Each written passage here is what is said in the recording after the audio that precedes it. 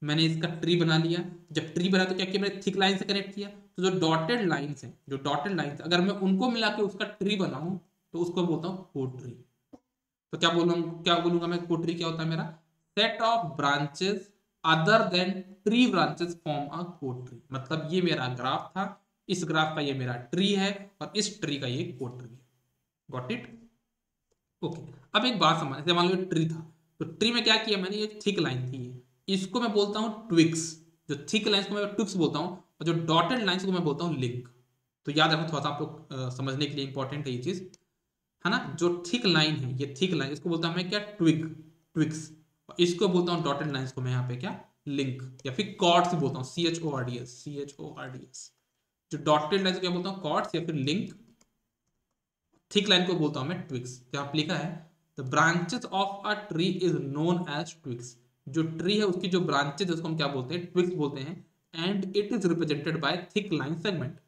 Any tree with an node, कोई भी tree है उसमें अगर एन नोड है तो कितने ट्विक्स होंगे, n-1 ट्विक्स होंगे।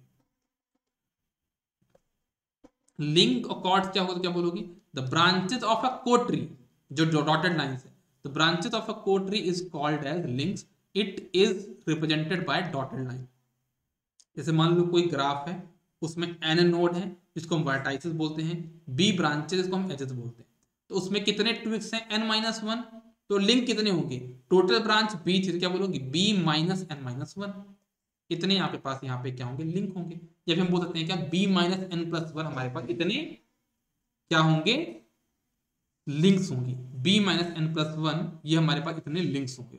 अच्छा एक चीज मैं आपको बता दूं, अगर आपने पहले कभी पढ़ा होगा, मैंने बताया था आपको कि किसी भी सर्किट में कितने मेश होंगे, इसका निकालने का जो फॉर्मूला था क्या था, b माइनस n+1। वो फॉर्मूला भी कहां से डराइव हुआ है, वो फॉर्मूला भी आपका ग्राफ थ्योरी से ही डराइव हुआ है। ठीक है, ये फॉर्मूला भी आपका ग्राफ थ्योरी से ही डराइव हुआ है। अब बात करते हैं यहाँ पे इंसिडेंस मैट्रिक्स। इंसिडेंस मैट्रिक हम हमेशा डायरेक्टेड या फिर ओरिएंटेड ग्राफ के लिए ही बनाते हैं। अगर वो डायरेक्टेड ग्राफ और ओरिएंटेड ग्राफ नहीं है तो उसका इंसिडेंस मैट्रिक्स बनेगा क्या, नहीं बनेगा। ओके, इंसिडेंस मैट्रिक्स को हम ए से रिप्रेजेंट करते हैं। इसका जो ऑर्डर होगा वो क्या होगा, रो क्रॉस कॉलम। रो क्या होंगे, नंबर ऑफ नोड्स, कितने नोड्स हैं, और कॉलम क्या होंगे, कितने ब्रांचेस। मतलब ये इसका जो ऑर्डर होगा वो क्या होगा, नोड क्रॉस ब्रांचेस। ये इसका क्या होगा, ऑर्डर। ठीक है, अब यहां पे क्या करना है, यहां पे जो आप इंसिडेंस मैट्रिक्स बनाओगे इसके जो एलिमेंट्स होंगे वो या तो 0 होंगे या तो 1 होंगे या -1 होंगे। तो आपको करना कैसे, मान लो आप किसी भी नोड पे हो, है ना, और आप चेक करोगे उस नोड से अगर कोई रिलेशन नहीं है तो 0 रखोगे। अगर वहां पे करंट इनकमिंग है तो -1 लोगे। अगर वहां से करंट लीविंग है तो आप +1 लोगे। डाउट आया, कोई बात नहीं, ये मैं क्वेश्चन सॉल्व कराता हूं, यहां पे आपकी सारी चीजें क्लियर हो जाएंगी। लेकिन उसके पहले मैं अपने आप को यहाँ पे थोड़ा सा हाइड कर लेता हूं, जिससे आपके बीच में डिस्टर्बेंस यहाँ पे ना आए कि अंकित सर बीच में आ जाएंगे तो आपको दिखाई नहीं देगा। तो ऐसा नहीं होगा, मैं अपने आप को यहाँ पे हाइड कर लेता हूँ। छू मंत्र हो गया मैं। ठीक है, अब देखना कैसे इसको हम यहाँ पे मैट्रिक्स बनाते हैं, बहुत बहुत ही आसान है। देखो क्या किया मैंने, जैसे मेरे पास ये क्वेश्चन दिया हुआ था, मुझे बनाना है इसका इंसिडेंस मैट्रिक्स। तो मैंने देखा कि ये फर्स्ट नोड है, सेकंड नोड है, थर्ड नोड है, फोर्थ नोड है। तो टोटल कितने नोड है, 4। कितने कॉलम बनेंगे, मतलब कितने आपके रो बनेंगे, 1 2 3 4, 4 रो बन गए। कितने ब्रांचेज है, ABCDEF, टोटल 6 ब्रांच है। तो 6 ब्रांच मैंने लिख दिया ऊपर, मतलब 6 कॉलम बनेंगे। इसका जो ऑर्डर होगा कितना होगा, 4x6 बनेगा। क्या बनेगा, 4x6 का मैट्रिक्स बनेगा। अब देखना, आप फर्स्ट वाले नोट पे आ गए, आप कहां पे हो, फर्स्ट वाले नोट पे हो। आप कहां पे हो, फर्स्ट वाले नोट पे हो। जब फर्स्ट वाले नोट पे हो तो देखो ए वाली करंट यहाँ पे क्या आ रही है, जो ए वाली ब्रांच है वो करंट यहाँ पे इनकमिंग है तो यहाँ पे हो जाएगा -1। बी वाली करंट लीविंग है तो +1। सी वाली करंट लीविंग है तो प्लस, मतलब इनकमिंग को निगेटिव, आउटगोइंग को पॉजिटिव, है ना। अब देखो ए वाले का डी से कोई रिलेशन है क्या, नहीं है तो 0। ए वाले का ई से रिलेशन है क्या, नहीं है तो 0। ए वाले का एफ से कोई रिलेशन तो 0। ऐसे हमने पहला वाला कॉलम बना लिया, पहला वाला रो बना लिया। सेकंड वाले पे कैसे बनाएंगे देखना, सेकंड वाले पे आ गया मैं, ए का कोई रिलेशन नहीं तो 0, बी इनकमिंग है तो -1, सी कोई रिलेशन तो 0, डी आपका लीविंग है तो +1, ई आपका इनकमिंग है तो -1 और एफ आपका कोई कनेक्शन नहीं है तो 0। ऐसे करके आपने यहाँ पे क्या कर लिए, चारों के चारों रो बना ली। ये बन जाता है आपका इंसिडेंस मैट्रिक्स। अब इंसिडेंस मैट्रिक्स में खास बात क्या होती है, अगर आप थोड़ा सा देखोगे, अगर मैं इनको सम करूं, जैसे कॉलम इनको सम करूं, तो यहाँ पे क्या है -1, यहाँ पे +1, कितना हो जाएगा 0।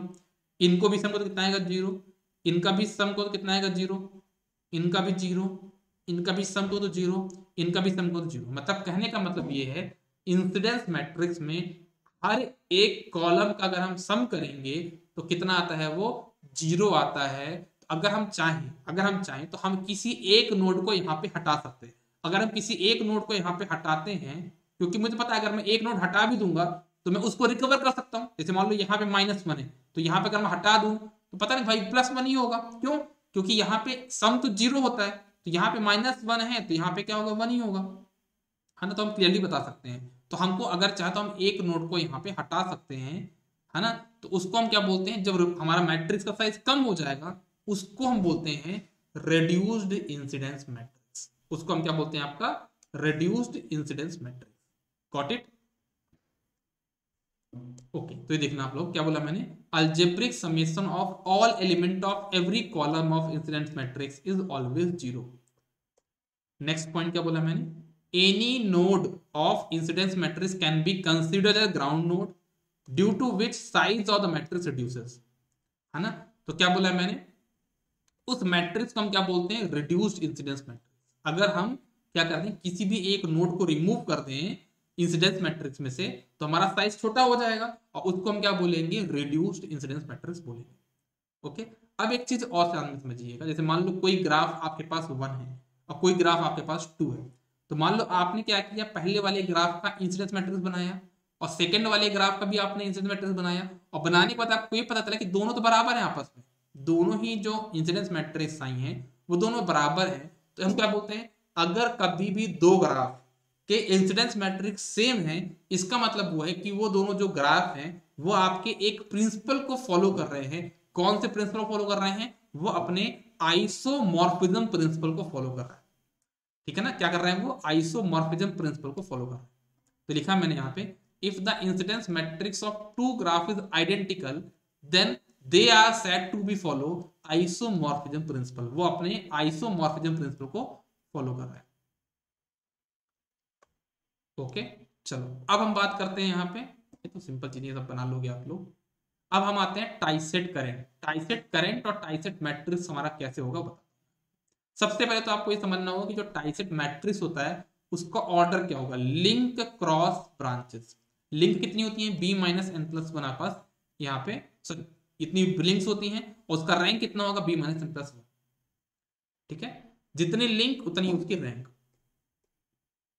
देखो अब आपके पास यहाँ पे क्या दिया हुआ है, एक ग्राफ दिया हुआ है। अब आपको क्या करना है, इसका टाइसेट मैट्रिक्स ड्रॉ करना है। तो आप क्या करोगे, सबसे पहले इसका आपने ट्री बना लिया, तो ट्री बन गया। और ट्री बनाने के बाद क्या करना है आपको, यहाँ पे टाइसेट करंट एज्यूम करना है। टाइसेट करंट एज्यूम करते टाइम आपको ये ध्यान देना है कि जब आप टाइसेट करंट एज्यूम करोगे तो आपको ऐसा टाइसेट करंट एज्यूम करना है कि उस लूप में सिर्फ आपके पास एक ही लिंक हो। क्या हो, सिर्फ एक ही लिंक हो, बाकी सब क्या हो, ट्विक्स हो। जैसे मैंने यहां पे बनाया I1 करंट, देखो ये I1 करंट बनाया। जब I1 करंट बनाया मैंने, ये I1 करंट क्या इस लूप में है, इस लूप में क्या है आपका, सिर्फ दो ट्विक्स हैं, एक लिंक है। ठीक है, अगर मैं ये वाला बात करूं I2, तो I2 को देखो तो यहां पे भी ट्विक्स है, यहां पे भी ट्विक्स है, यहां पे लिंक है। तो क्या बोलोगे आप इसको, आप इसको बोलोगे ऐसा कुछ। ठीक है, अगर हम इसकी बात करें तो हमारे पास ऐसा कुछ हो जाएगा। तो ये भी ट्विक्स है, ये भी ट्विक्स है और ये आपके पास यहाँ पे लिंक है। तो एक बात ध्यान दीजिएगा, जो आपने टाइसेट करंट जूम करी है, जो आपने टाइसेट करंट जूम करी है, तो टाइसेट करंट की डायरेक्शन क्या होगी, टाइसेट करंट की डायरेक्शन हमेशा लिंक की डायरेक्शन के सेम होगी। जैसे आप देखो यहाँ पे I1, तो करंट आपकी ऐसी थी, तो I1 डायरेक्शन भी आपकी ऐसी है, देखो सेम डायरेक्शन में। I2 आपका ऐसा था, तो I2 की देखो एक ही डायरेक्शन में हो गया। I3 कैसा होगा, ऐसा। तो ये आपने क्या किया, आपने एक मैट्रिक्स ड्रॉ किया। आप सॉरी, पहले आपने क्या किया, ग्राफ लिया, उस ग्राफ का आपने ट्री बनाया और उसका ट्री बनाने के बाद आपने टाइसेट करंट एज्यूम करी। एज्यूम करने के बाद आपने क्या किया, यहाँ पे टाइसेट मैट्रिक्स बनाया। कैसे बनाया, देखो अगर करंट की डायरेक्शन सेम है तो +1, करंट की डायरेक्शन अपोजिट आ रही है तो -1, अगर कोई रिलेशन नहीं है तो 0, वैल्यू पुट कर देना है। देखो मैं बात करता हूं पहले I1 करंट की, देखना I1 करंट प्रॉपर देखना, I1 करंट की, I1 करंट का A से कोई रिलेशन है क्या, नहीं है भाई, तो 0। I1 करंट का B से कोई रिलेशन है क्या, हाँ भाई देखो ना, यहाँ पे B करंट ऐसे जा रही है और ये I1 ऐसे जा रही है, तो अपोजिट हो गया, तो यहाँ पे हो जाएगा -1। I1 का C से कोई रिलेशन, सेम डायरेक्शन, तो यहाँ पे हो जाएगा +1। D में देखो तो I1 आपका ऐसे आ रहा है, तो D की वैल्यू कितनी हो जाएगी, -1। E की वैल्यू कितनी हो जाएगी, C का E से कोई रिलेशन 0, तो 0 हो जाएगा यहाँ पे।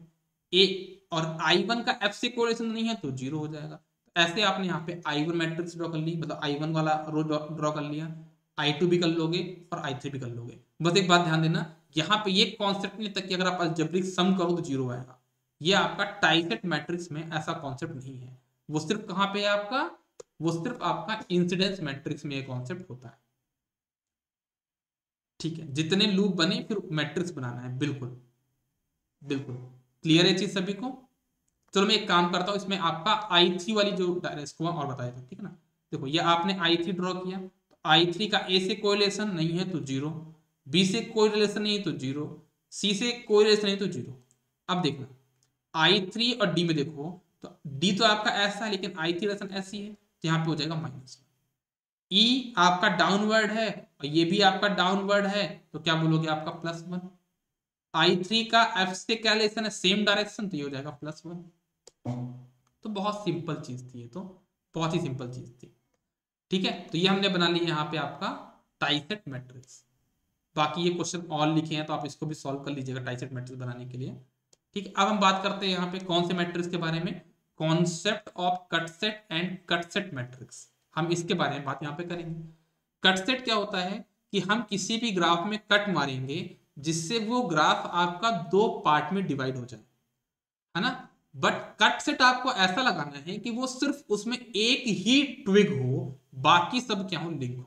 आपको मैट्रिक्स में जो ट्री है उसमें ऐसे कट मारने हैं कि जब कट मारो तो सिर्फ एक ही ट्विग्स हो, मतलब थिक लाइन सिर्फ एक ही हो, डॉटेड लाइन बाकी आपकी आ सकती है। तो हमारे पास जो ऑर्डर होगा इसका कटसेट मैट्रिक्स का, वो कितना होगा, n-1 क्रॉस b होगा, मतलब इसकी रैंक कितनी होगी, n-1 होगी। अब देखो जैसे मान लो मेरे पास यहाँ पे ट्री दिया हुआ था, तो मैंने इस पे कट मारा, कैसे मारा, पहला कट देखना आप सभी लोग, पहला कट मारा मैंने ऐसा। जब मैंने ऐसा कट मारा तो सिर्फ ये एक ही ट्विक को कट कर रहा है, बाकी दोनों क्या है, लिंक है, बहुत अच्छी बात है। ये अपना कट वैलिड कट है, ये भी मेरा एक वैलिड कट है और ये भी मेरे पास एक वैलिड कट है। तो मैंने यहाँ पे 3 कट मान लिए। अब इनकी डायरेक्शन कैसी होगी ये समझना। देखो कट सेट आपने लगाया, अब ये वाला जो कट सेट है इसकी डायरेक्शन हमेशा ट्विक्स के सिमिलर होगी। अब जो ई वाली जो डायरेक्शन अंदर की तरफ जा रही है, तो सारी करंट आपने अंदर की तरफ ले ली, देख लो सारी करंट की आपकी डायरेक्शन आपके अंदर की तरफ। देखो सिमिलरली आपने यहाँ पे कट लगाया, इसकी डायरेक्शन क्या होगी, जो ट्विक्स डायरेक्शन, ट्विक डायरेक्शन क्या है, यहाँ पे अंदर की तरफ करंट आई तो सारी करंट अंदर की तरफ चली गई, डायरेक्शन हो गई। अगर हम बात करें इसमें जो कट मारा हमने, इसमें बी की डायरेक्शन ऊपर तरफ है, तो करंट डायरेक्शन क्या हो जाएगी, ऊपर की तरफ।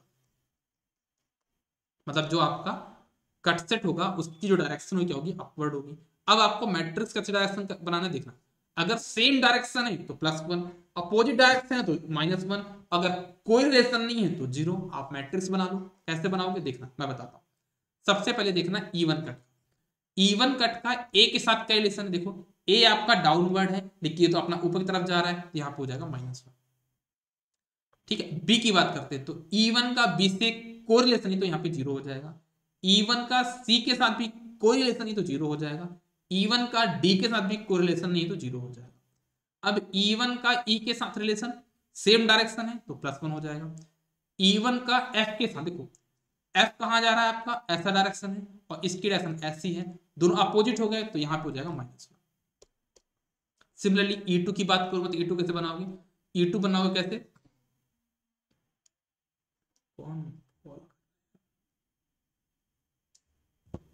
देखो E2 कैसे बनाओगे, E2 के लिए बताता हूं मैं।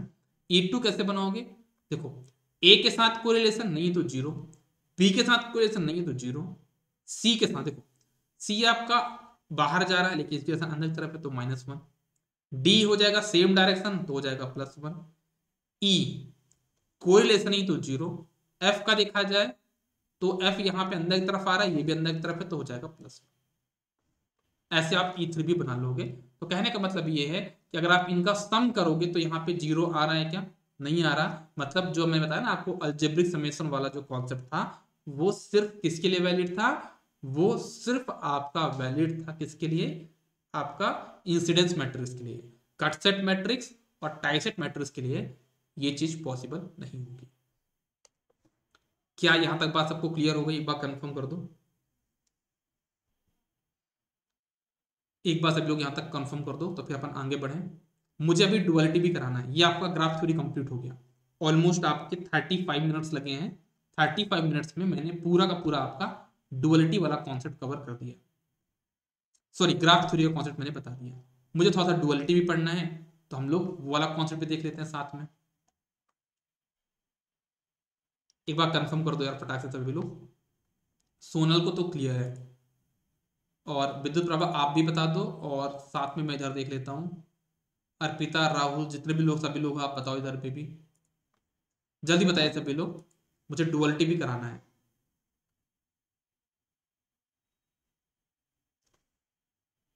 आप लोग बताए तब तक मैं यहाँ पे डुअलिटी वाला टॉपिक ओपन कर लेता हूँ यार। टू पोर्ट तो बाद में करा दूंगा। डुअलिटी कहाँ पे है? अभी सिर्फ डुअलिटी हो सकता है इतने कम टाइम में।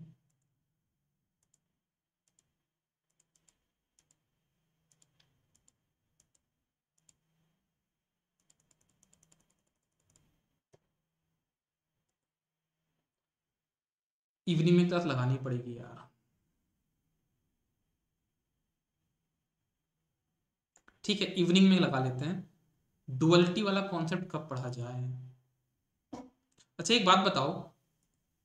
अच्छा आप लोग अच्छा मैं बहुत टाइम से गायब हूँ, पहले मैं आ तो जाऊँ यार। मैं बहुत टाइम से गायब हूँ, पहले मैं आ तो जाऊँ तब तो बात बने। आप लोग बोल दिया करो सर आप आ जाइए, मतलब सांस रोक के बैठा रहता हूँ। क्या हो गया इसका?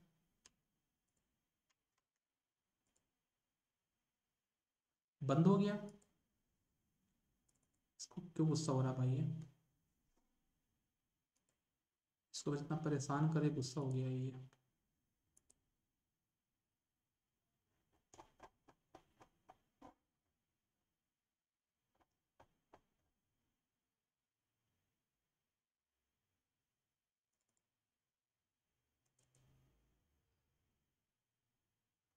ठीक है, तो जो डुअलिटी वाला कॉन्सेप्ट है वो अपन इवनिंग में डिस्कस कर लेंगे। ठीक है ना?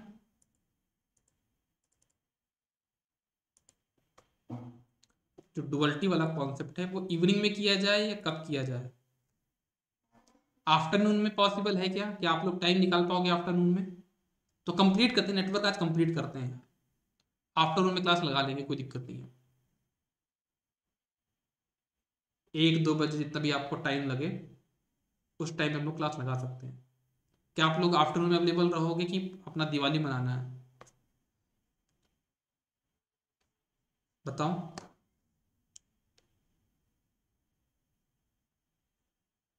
सोनल बोल रही है 1 बजे। विद्युत प्रभा आप भी कंफर्म कर दो 1 बजे क्या आप अवेलेबल रहोगे? तो मैं आपका यहाँ पे एक क्लास लगा लूँ नेटवर्क की।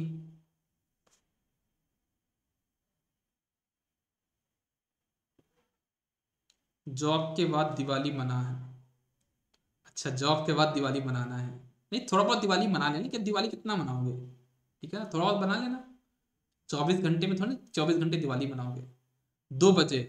सोनल 2 बजे आप रेडी रहोगे क्या? 2 बजे आप अवेलेबल रहोगे? 2 बजे कर देंगे, कोई दिक्कत नहीं है यार। सोनल आप भी बता दो 2 बजे, बाकी मैं इधर भी पूछ लेता हूँ।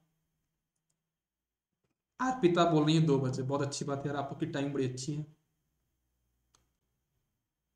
ओके चलो 2 PM कर लेते हैं।